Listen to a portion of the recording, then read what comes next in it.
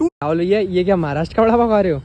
भाई महाराष्ट्र का नहीं, इंडिया का वड़ा पाव है, इंडिया का। वैसे तो अब राज ठाकरे साहब ने भी बोल दिया है कि अब हिंदी भाषा से उन्हें कोई आपत्ति नहीं है, बहुत अच्छी भाषा है, कोई भाषा बुरी नहीं है। बस उन्होंने एक बात बोल दी है कि आप सामने मत मारो, जब भी किसी को दंड देना हो, जब भी कोई मराठी बोलता हुआ ना दिखाई दे तो वीडियो मत बनाओ, उसे मारो जरूर, वीडियो मत बनाओ। साथ ही उन्होंने ये कहा है कि हमारे ऊपर हिंदी थोपी क्यों जा रही है भाई साहब, हमें जबरदस्ती हिंदी की अनिवार्यता क्यों करी जा रही है। हम सभी हिंदी भाषी राज्यों से इतना आगे हैं, हिंदी भाषी राज्य हमसे काफी पीछे हैं, बिल्कुल आपसे पीछे हैं। एक बात बताइए, जिस महाराष्ट्र की आपको चीजों पर इतना गुमान हो रहा है, वहां पर आपका है क्या? आप जरा गौर से देखिए, वहां की रेलवे लाइन जो बिछाई हुई है वो अंग्रेजों की बिछाई हुई है। पूरे भारतवर्ष से महाराष्ट्र में एक ही स्पॉट है मुंबई का, जो है गेटवे ऑफ इंडिया, वो भी एक अंग्रेज ने बनाया है, आपका बनाया हुआ नहीं है। अब आपको अगर हिंदी भाषी लोग चाहिए ही नहीं तो एक काम करिए, महाराष्ट्र में जितने भी इंडियन नेवी के बेसेस हैं, इंडियन आर्मी के बेसेस हैं, एयरफोर्स के बेसेस हैं, उन सब में भी जो नॉन मराठी ऑफिसर्स हैं उनको भी बाहर कर दीजिए। बोलिए भाई आप यहाँ पर मत रहिए, यहाँ से बाहर जाइए। हिंदी फिल्म इंडस्ट्री जो आपके यहाँ इतनी फल फूल रही है, जिसकी वजह से पूरा महाराष्ट्र चल रहा है,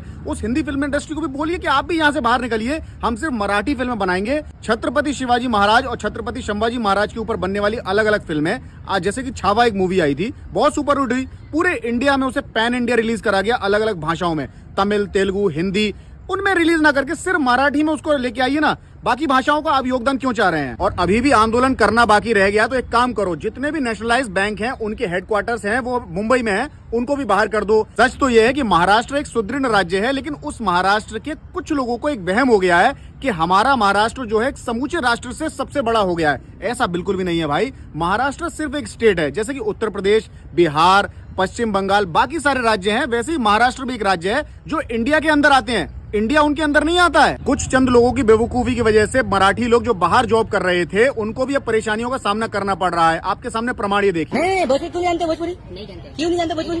तो हम यहाँ महाराष्ट्र में नहीं है, हम यहाँ यूपी में हैं, ठीक है। अब ये द्वेष में ही सही, लेकिन ये भोजपुरी बुलवाने के लिए बोल रहा है कि नहीं भाई साहब तुझे भोजपुरी बोलनी पड़ेगी, तू उत्तर प्रदेश में रह रहा है। आप जब कुछ अफेक्ट करेंगे तो उसका रिफ्लेक्शन भी आपको झेलना पड़ेगा। लेकिन मैं कहीं भी नहीं बोल रहा हूँ ये सही है, ये भी उतना ही गलत है जितना मराठी लोग कर रहे हैं महाराष्ट्र में। देखिए सही बात यह है कि हर भाषा का अपना महत्व है, हर भाषा में आत्मीयता है, हर भाषा बहुत प्यारी है, लेकिन कोई भाषा किसी से ऊपर या नीचे नहीं हो सकती, सब भाषा बेस्ट है। लेकिन यह भी आपको मानना पड़ेगा कि इस देश की एक अघोषित राष्ट्रीय भाषा है, वो है हिंदी। जो आप कश्मीर से लेकर के कन्याकुमारी और अटक से लेकर के कटक तक आप कहीं भी चले जाइए, टूटी फूटी सही, लेकिन आपका काम हिंदी में चल जाएगा। वहां की स्टेट लैंग्वेज का व्यक्ति किसी दूसरे राज्य में होगा तो आपका काम शायद ना चले। राहुल भैया, ये